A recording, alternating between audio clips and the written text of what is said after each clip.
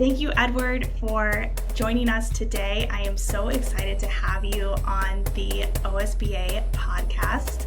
I look forward to this conversation. I feel that it is such a privilege to be able to talk to you and learn about your experience of both being an Orthodox Christian and incorporating that into your business. I'm going to give you the floor right away if you want to tell us about yourself, who you are, and introduce your methods to us. Yeah, sure. So my name's Edward Troise. My brand is ET Strength. I have been a fitness coach over the last 5 years, and I've been into health and fitness personally since I was about 14 years old, growing up fat and basically diabetic without being diagnosed diabetic. And so health and fitness has always been a part of my journey. And from a very young age, it also intertwined itself very spiritually for me, which we can get into after the introduction. But essentially, what I teach people how to do, or what to do, or how to go about training, because I use everything, right? So I have Atlas stones, I have dumbbells, I have kettlebells, I have a squat rack. I don't trash the tool with like what we're doing, but I just go about it under the lens of something called Spinal Engine Theory. And Spinal Engine Theory is essentially the fundamental human biomechanics of walking on 2 feet and how that correlates to spinal movement, and then taking out all of that information and then applying it to any training modality under the sun. And there's ways to go about it that are a little more effective with certain tools. There's ones where it's a little bit more limiting. But for me personally, it took me from a place where I've had some really traumatic injuries, chronic shoulder dislocations. I crushed my left leg with a 400-pound barbell in a lifting accident when I was 19. I basically got speared by my bike when I was 14, which left like a golf ball size hematoma on my thigh for about 6 months.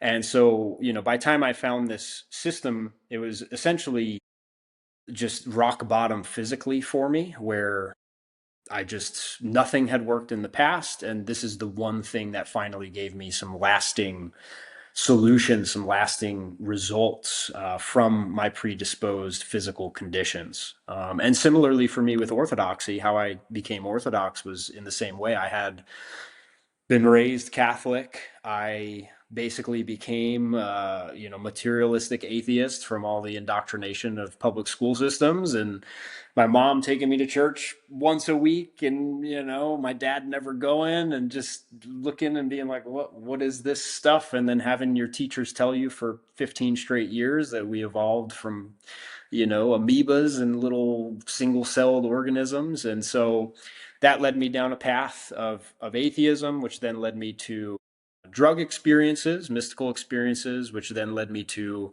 being a practicing yogi for a couple years very seriously. And then similarly to that kind of fragmentation of my body, and Spinal Engine pulling me back into it, the fragmentation of my spirit through all of my experiences eventually led me to Orthodoxy, which gave me all of the answers and more, and a lifetime worth of, deep diving into the faith that I didn't even know was there when I, kind of gave up that past lifestyle. Yeah, there's really a never-ending well of knowledge always to be gained, which is one of the things I enjoy most about Orthodoxy. I would love to understand even deeper, how did you come to the faith, and what was that experience, and did it take a long time for you to find Orthodoxy, or did you end up finding it right away? Yeah, so the my first spiritual experience was when I was 13, turning 14 years old.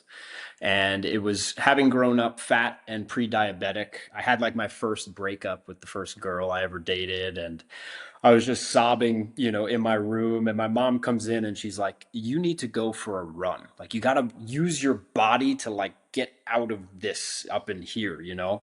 And so I ran for like 3/4 of a mile. I was so exhausted and gassed out. But what that led me to was like a very profound moment of presence, where I kind of like remember looking at my hands and I'm walking down my street late at night and I had this understanding of like I inhabit a thing. Like I'm not just my thoughts and the kind of subconscious experience of my reality. So that being funneled through a physical act, right? I got so hooked on running. So within like 3 months, like lost all my weight, didn't have any of the pre-diabetic or just about borderline diabetic symptoms that I was dealing with, which were of all the blood sugar irregularities. I remember first period gym class, I'd have like these dizzy spells where I'd almost go blind for a short period of time. And so all that went away. I kind of got that physical confidence that any 14-year-old boy would like from his peers and from other girls and all that stuff. And so I kind of got led into fitness very early. And so by the time I was 15, I walked into the local Gold's Gym, signed up, saw the big bodybuilders on the wall. And as a young boy, I'm like, I want that. Right. And so all this ties in very intimately as we move forward through the conversation of how I arrived at orthodoxy. So from age 15 to 19, I had accumulated a ton of injuries, which I kind of alluded to there. So I had my first shoulder dislocation at 12, fell on my bike bad, and then crushed my leg. By the time I was 19, I was just obsessed with bodybuilding, where I decided for my 19th birthday, my gift to myself was to do a cycle of steroids.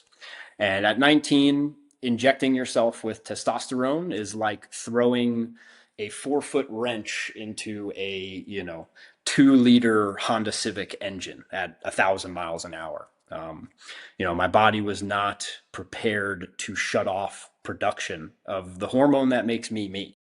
And so I kind of got that superhuman experience for a few months. I gained a bunch of weight. I got strong as could be.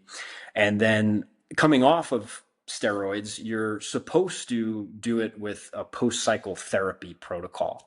And the meathead at the gym that I bought the gear from, who sold me that PCT, it's the abbreviated form, sold me some really, it didn't do anything. It didn't do anything. So I basically, at 19, cold turkeyed my testosterone from interrupting it. That led me into a very long 2-year spiral, from 19 to 21, kind of like peak energetic years for a young man in terms of just like their ability to do stuff. I was just in the dumps. And that eventually led me into kind of giving up the physical training side of things to a degree. Like I never got overweight again or anything, but I just started seeking that kind of fulfillment elsewhere, which wound up being the rave scene in New York, in Brooklyn and New York City. So started raving, got into a lot of drugs for a couple of years, a lot of bad relationships, that kind of thing. And by the time I was 22, turning 23, like all of that 2-year kind of spiral into that world led me to an experience where I realized the person we were purchasing those things from was basically giving us like pure methamphetamine. So I ditched that culture immediately, but then I got really involved in the psychedelic culture. So being raised Catholic and then going into that atheistic kind of mindset and then getting into those substances that do peel back that veil and they fragment your capacity to create boundaries around reality and what is true and what isn't true, really threw me for a wild loop where I just basically became susceptible to any and all spiritual information. Um, Along that kind of journey, I went to Sedona to do a yoga teacher training. So it was basically as close to India as you can get without leaving the States. So I got heavily immersed in Hatha yoga, which is a very traditional style of yoga, which basically in that time period, I began to realize like the westernized yoga, as much as they say it's just movement or whatever, like every posture is venerating some kind of false god or deity or demon or whatever it is. And so I got really entwined into Hindu theology and Vedic astrology and that kind of stuff, which at that point, fast forward a couple more years, I'm, turning 24. And I wound up meeting my now fiance in that state. And we had gotten pregnant very quickly, which threw our lives for a complete whirlwind. By time I was my 25th birthday, I had just met this girl like 6 months ago, and she's pregnant with my baby. And it's like, what are we going to do? So we moved to Sedona together because that was where I had actually met her. And she didn't really have too deep of an entwinement in any one particular belief system. But I was deeply involved in Hatha yoga and Kundalini yoga as a personal spiritual practice for, the first year and a half. So that was like 2018 moving into 2019 and 2020. Um, by time my first son was born, when I first held him in my arms, my whole reality just changed and entirely shifted. So that was kind of the turning point that began the turn away from the Eastern mysticism and the psychedelic kind of culture and that mindset around reality, and started immediately forcing me into just a more conservative perspective around life, because I now have another human that I am responsible for, that I created. And so, with that in mind, over the next year or two living in Sedona, just things kept coming up of, seeds of information and little things that were kind of argumentative to my current worldview and philosophy and theology, from the Christian framework. And then 2020 happened, and I just knew that there had to be an overt evil in the world for these things to be happening and to be coming up. And so that led me immediately away from that kind of yin yang belief of good and evil have to work together and they're just two sides of the same coin. They're not actually entirety and entire like absence of the one thing, which is God, goodness, right? And so that had me throw away all my occult books, all of my Eastern mystical books, all of the channelers and all these people's books that I've just consumed, the ancient civilization people. Like I went deep into that whole world for a long time.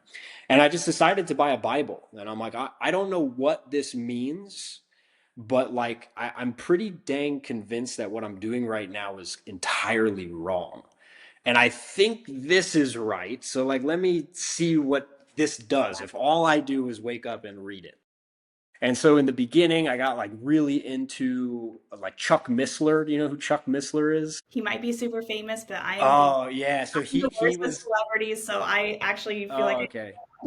Yeah, so he was a really interesting dude, kind of a just a Protestant, preacher on the side kind of thing, and he intertwined Christianity and the idea of intelligent design with like information technology and physics, and like basically it put the nail in the coffin of we did not evolve, right? So like the creationist model for me that satisfied all of that kind of logical part of me was like, okay, cool, like awesome. And he would do scripture and exegesis and all this, but obviously from, their own perspective. And so I got into him deep, and then I just started looking around like, okay, like what does it even mean to be a Christian? Because one of my biggest arguments as a yogi or as a, some a psychonaut, right, was just like, these people are dumb. You got 40,000 different versions of the same thing. Like, obviously, it's not true. So when I came to Christ and reoriented myself toward Christ, I was like, okay, that's still kind of true. Like, there's still 40,000 different versions of what this book even means, or what it even means to be a Christian, or who Christ is, or who Mary is, or who, what these stories actually mean, their context, the end times, like all of these things are everyone has their own opinion on.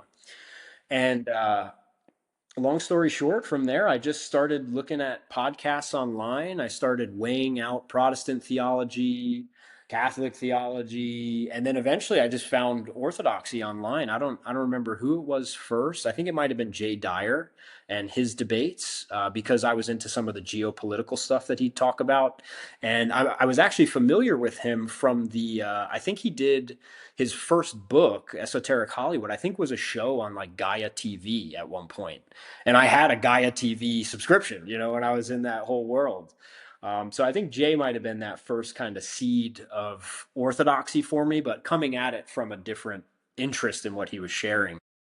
And yeah, one thing led from there, and I just decided based on the theology, the philosophy, and the comparative, like as a whole, and then the comparative theology and philosophy against other, denominations or post-schism kind of versions of Christianity. Like orthodoxy just couldn't be beaten in what it provides theologically, and then how we can kind of deal with that logically in the world that we're in. So I was, mostly just a homebound Orthodox believer for a little while. I wasn't really attending a church. My kids were super young at the time. Closest church to us was like an hour away. So I was like, how am I going to put a 3-year-old and a newborn in a car for an hour, take them to some weird place we've never been for another hour and a half, 2 hours, and then expect them, to do well and deal with a drive home as well. So it wasn't until we moved out to North Carolina, which was about 2 years into our pursuit of Orthodoxy 2022, that we found a church that was reasonably close by, and we started attending there. And this is the piece for me that really just opened my mind to God's providence in my whole life, because the area we lived in, North Carolina, we didn't plan to move there. It was a sight unseen offer from a desperation position financially, where we took the money we made selling our house here in Arizona and just ran. Stood in an Airbnb, no idea where we're going, no clue. We were in that Airbnb for almost like 4 months, and our savings were just starting to plummet. And any month we stayed there after would have like diminished the value of the home we could buy 25, $30,000 like every month, and we'd be stuck in like a renting or in a single unit trailer. And when we went out there to homesteads, we were looking for some land, we were looking for all this other stuff. And so the home that we wound up buying on a whim and in desperation brings us to a Greek Orthodox church in the city of Greensboro, which is dead center in North Carolina. And when I arrived there the first day, I'm looking through the pamphlet that they hand out in the beginning, and I realized my priest has the same area code number that my phone number has from Long Island, where I grew up. And so at coffee hour, we get to sit with our priest, Father Cervantes is his name, or he's still there. God willing, he lives many more years. But on that day, I was like, Father, like where were you on Long Island? Because we have a Nassau County area code on our phone number. Like we were within 20 minutes of each other. And so the words out of his mouth were, I started the church in Wantagh, New York. And my jaw dropped, and I said, Father, I drank behind your church throughout all of high school. So for us to like find orthodoxy in the first place, move across the country to some weird town, an old tobacco town in the middle of North Carolina, that brings us to a church where the priest who baptized the kids, chrismated us, married us, our spiritual father, our confessor, was literally minutes away from me my entire childhood. Just blew me away. So God's providence in all of the path that had led me to orthodoxy just culminated in that exact moment. And I was just speechless, really, in the faith for a while, where I couldn't comprehend how something like that could even happen. Yeah, that's absolutely amazing. In terms of going through the New Age experience and the yoga and all of that, what do you think you were seeking that you weren't finding? Because I know you said you had a very, a spiritual experience when you were a kid, and then kind of moved away from that. So I'm curious, what were the areas that you were seeking to fill in your life? I mean, I think it goes to trying to fill the thing that only one thing could fill, ever. Not knowing what that thing was until I found orthodoxy, which is obviously Christ and the triune God. And I think I went from, being raised Catholic, which just always seemed dead and dull to me as a kid. Like I remember I was very young. My mom used to take me into their little garden in the back of the church, and I felt very close to God. But then I'd look at the priest and I'd be like, that's all I get to look forward to? Like if I pursue this path of closeness, can't get married, can't have kids, stuck in a black robe. And then as I got older, like all the stuff that comes out about the Vatican and infiltration into Catholicism in particular, and then learning more about how it's just been so twisted for so long. By time I even got to understand those things, that was decades ago that those things had happened. So that was where the complete rejection came from. But I had that sense of closeness as a child that I think I was just chasing for a long time through other spiritual disciplines and substances to try and break down that barrier that can only be filled one way. Yeah, I think one of the things that I really enjoy about Orthodoxy is that it acknowledges the mystical and the part that we cannot see. And I found growing up as a Protestant that was often taken away or looked down upon or tried, it was basically like, don't pay attention to that piece, right? And and one of the things I love about Orthodoxy, and maybe you also agree, is that piece of like, we don't actually know. We can't always comprehend everything that is around us at all times. And part of our work is to act in a faithful way. And if I would have known that earlier, I think it would have saved me a lot of time in terms of my own seeking journey.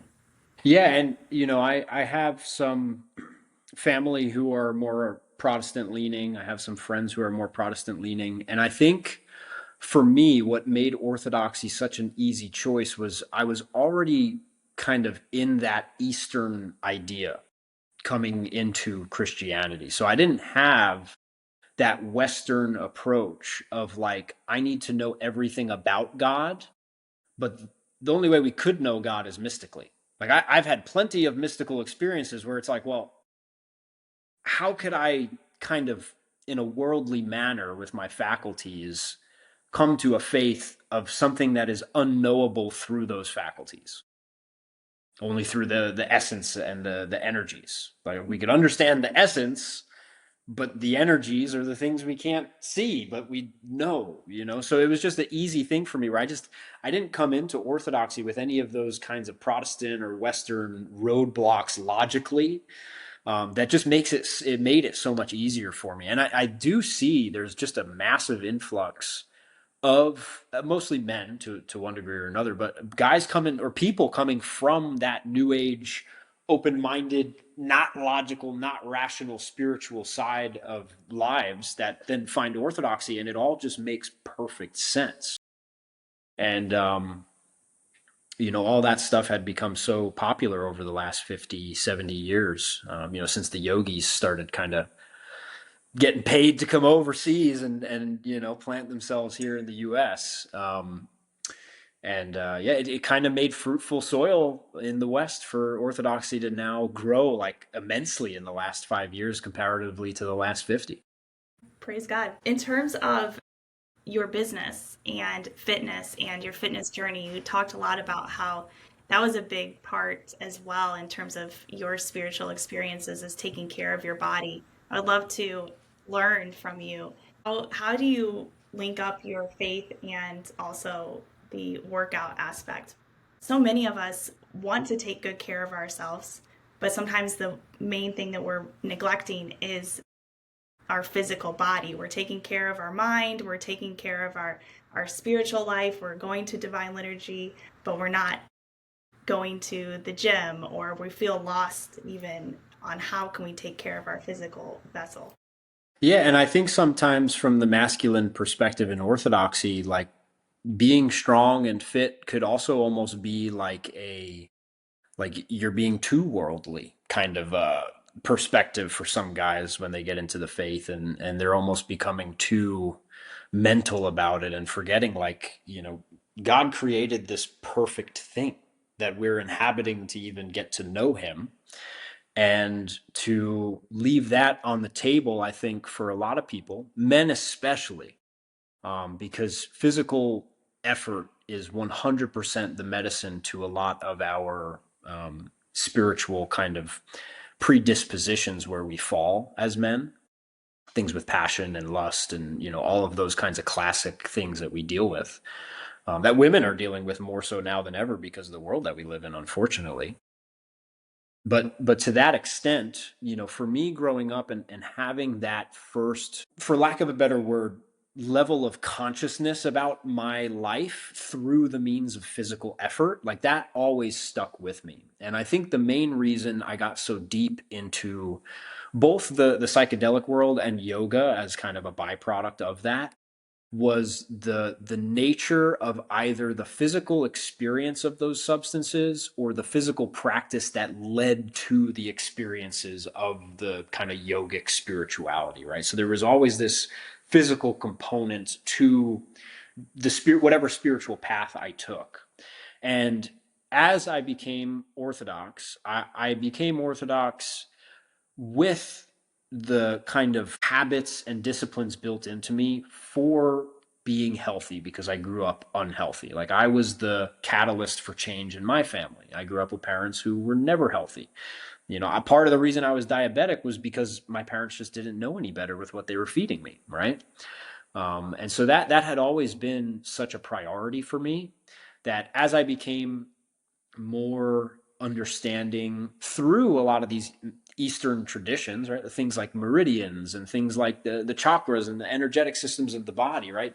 This kind of like subtle layer of the physical body became very obvious to me.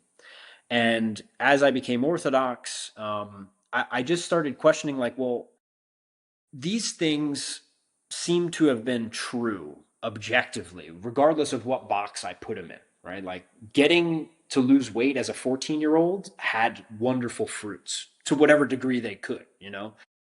Having physical, mystical experiences allowed me to see the world differently, right? Having a physical practice in yoga allowed for some kind of a spiritual experience. So my question just became like, how can I fit this into the box of orthodoxy? And essentially, what I came to the conclusion of was that if I was made in God's image and I was made intelligently by design, in terms of the muscles I have, the attachments, the ligaments, the tendons, the cardiovascular system, all of those things, how could I neglect that at the expense of other things personally? Because that has been one of the biggest catalysts to even become Orthodox was my physicality and the experiences of my body. And so now, the reason that I train the way that I do is because I believe that with an intelligent design of the body, there has to be an objectively correct stance to understand it through movement. And I found what I believe to be is that stance through the theory of what's called spinal engine. And spinal engine theory was founded by a guy named Serge Grakovetsky. He wrote a book many years ago. And he came to it from an evolutionary perspective, talking about this kind of undulating movement of sea animals, the kind of rotation and flexion and extension of land animals in the spine when they run, when they move, and then put that into the bipedal or just two-footed perspective of humans, and came to his idea of his theory. And as I mentioned earlier, that theory of looking at movement put my body back together from a really bad place and built a foundation of pain freedom, of movement freedom, of being able to do things that years ago I thought would have never been possible. And I personally think that theory is the correct theory, but just found out through the wrong lens. But however he came to it through the evolutionary side, I think fits better in the box of intelligent design. And so to kind of root that back to the spirituality of orthodoxy, right? If God created this body again in his image and us in his likeness with free will, then it's almost a duty to take care of it. I mean, it is a duty to take care of it to the best degree that we can based on the information that we have available to us. And unfortunately, just like so many other things have been weaponized against us in our life, in our environment, in our culture, food and water are not, you know, out of that box of weaponization. And a lot of times it's easy to forget, based on convenience or lack of information, like just how weaponized our food and water have become. And if we think about, not to outweigh anyone's spiritual practice, but if you're as spiritually aligned as you can, but you're inhabiting a body that is weak or frail or sick, like there's just work that maybe isn't meant for you, but could always just be improved by getting healthier. And I don't think there's a single person in the world, Orthodox or not, who's not going to benefit from taking care of their body more. And so for me now, I just use my training and my physicality as a means to glorify God. I'm not perfect in my prayer life, but I know if I'm training, it's always an opportunity before each set. Say a Jesus prayer, make the sign of the cross. I lift heavy things. I could easily get injured at any point. So I rely on his guidance and protection and my path in this industry to, be an example for people who might be where I've been in the past or elsewhere. And I just think for me, having a physical foundation that I can intertwine into my prayer and spiritual life has just made such a difference for me. Because oftentimes it's like it's hard for me to just sit down and be mental or be, in prayer. But if I'm moving, and I'm underweight and I'm under pressure and I'm sweating and what I'm doing is hard, then I'm already in a clearer mindset to kind of like layer that into my process. And so training for me has just become an opportunity to pray now, where I maybe missed the morning or my kid woke up on the wrong side of the bed or, whatever happened. So I think, taking care of your body in this world that we are inhabiting for the span of our lives, that God willing is long for each of us, like it's a necessity in my opinion. And so you have an online subscription service so we can train with you from home. Yeah. Is there anything that you do within that service or within the subscription? Are you also incorporating prayer into that, or how does that experience look like for us? Yeah, that's a bit of a challenge for me, both in the time span that I've created the business and the amount of different people that I attract. It's not something like I've I am Orthodox and I run a business, but I've always personally found a bit of a challenge for me to like make Orthodoxy a part of my business outside of just the who that I am and how I go about things. So at this point, it's more of a personalized thing for me, and I have some Orthodox people in there that are in there, and they share what they share and they say what they say. But for me, I at this point in my life and in my career, I do have them somewhat separate outside of just the essence and nature of who I am as a person and why I do these things. But who that community could help could be anybody physically. And can you give us an idea of what type of exercises or equipment you would Yeah. need and how we could participate? Yeah, so I mean, there's really, if anybody goes to a standard gym, they can utilize what I have in the community, because the style of training that I teach is more principle oriented. So we talk about three primary styles of movement, and we can put that on a cable. We could put that on a barbell. We could put that on a dumbbell, on a kettlebell, on anything that someone has access to. And so I've made in the community, a massive exercise library of calisthenics, if you don't have equipment, of stuff with bands, of cable, like everything I had just mentioned.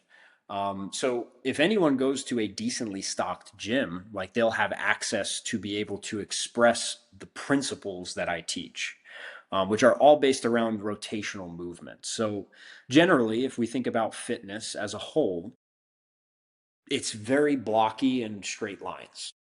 And if we think about movement in life, it's very rotational or one sided in an awkward way.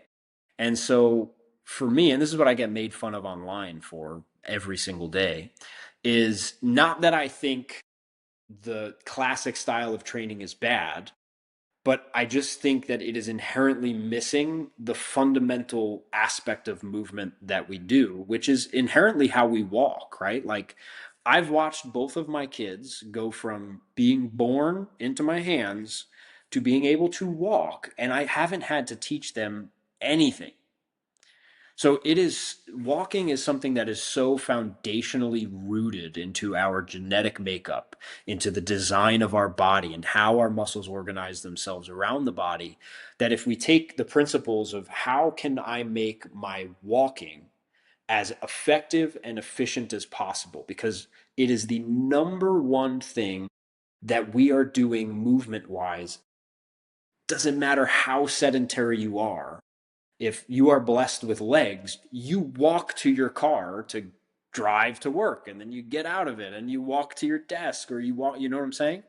So if we could take that principle of like, this is the most foundationally hardwired type of movement that we do as humans, take the ideas of movement and tension that make that one thing as efficient, pain-free, and effective as possible, and then layer that into how we're actually going to use a dumbbell to do something, or how we're going to use a cable to do something, we can train with every rep to improve every step, because every step we take is a rep.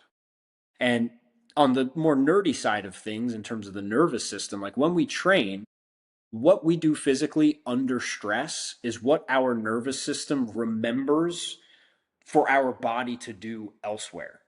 So if you take a sedentary person and you just put them into a conventional training program with bench, squats, deadlifts, and machines, all they're doing is sitting. And then all they're doing is telling their body under more stress to just stay stiff and locked and don't move dynamically or feel fluidity or anything like that. And now when they go to bend over and they happen to sneeze, or they got to pick up their kid at a weird angle because they're throwing a tantrum, then they throw their back out. Then they, pull their shoulder, or something happens that just shouldn't happen to anyone, really. And so these principles across the board get people out of pain, get people feeling like they have like a pep in their step again, and just help people feel good. And to the counter argument of that in my world is, I'm not the biggest, most jacked dude, and so I'm poking at the conventional bear and saying, hey, look, there's something else. But because I'm not this like big jacked stiff dude, like, I get made fun of, and that's fine, because I'm in a public space and I'm more than happy to take criticism. Well, everyone's But gonna always find something. yeah. You can um, always find something to criticize. How do you deal with those haters? oh, I honestly, like I was saying to you before we hit record, I just had a video posted by this dude who's been blowing up on social media, specifically by calling out people like me and sharing his perspectives on fitness. And I just use it as an opportunity to try and be more humble and have some more humility, and realize like, maybe how I'm going about what I'm saying like doesn't actually make me feel good, and maybe it's not getting the right message across, and using it as a learning and a growing opportunity, because they have their opinions about what I do, I have my opinions about what they do, but generally what happens is I get attacked at a personal level as a who, not a what, or it's a both a what and a who. And generally, my critiques are against the what that people do. So I try to not personally attack people. I try to, positionally attack, not actually physically attack, or, be rude or anything like that. A position or an idea or a concept or a perspective. Um, but for me, it's just an opportunity to pray, to let it go, and hopefully do better, like, in the beginning I used to be in the comments fighting with people and arguing with people back, and then I just realized so quickly, like, that just feels gross. Like, I believe what I believe. I have my opinion. The whole point of social media is just to share opinions. I have anecdotal evidence that this has worked for me. I have anecdotal evidence that it has worked for thousands of other people who have applied it, hundreds of other people who have applied it by learning it through me. And so, like, it's fine if you think I'm an idiot. Like, that's what you think of me. I only care about what one person thinks of me. And I'm already, climbing an uphill battle in that one. So, Yeah, I think one thing I didn't even expect as an Orthodox was all, you know, all of the all of the fellow Christians that are then at that point coming at you whenever you say you're Orthodox to try to validate their opinion when you're not necessarily asking for it. So we get it from all sides, but at the same time, you have to stand for something, right? And yeah. I think that's one thing that Orthodoxy has really taught me is standing strong in the faith is part of the everyday. It's like an everyday key principle. hmm It's like, Yeah. And theologically, but then also philosophically, right? It's not if thens, it's both ands. And so I like to take that into my fitness where it's like, I'm correct and I'm incorrect yes, at the same time. Like it's contextual, it's both at the same time, and it's really always coming from presuppositional biases that a person has about whether or not I'm wrong or right in my business, right? Or whether they're wrong or right in spiritual, even as other Christians. Like my brother-in-law is a pastor at a church, and we have some great conversations, and it's fun and it's challenging, and it helps me expedite my apologetics, sometimes, and it's it's fun to engage in, and it's also more fun because as Orthodox, right, like we can't judge anyone in terms of the fate of their afterlife, right? And so from the Protestant perspective, it's oftentimes sometimes that way. Other times it's like, no, you're worshiping idols and you're damned, period.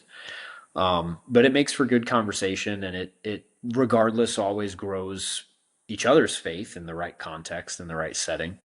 Um, and similarly to me and my business, by other people calling me out and whatever, like no PR is bad PR in the business world and the marketing world. And if I could help one person, like the one person that messages me makes up saying something helped, makes up for the hundreds of people that hate my guts in the world, which is fine.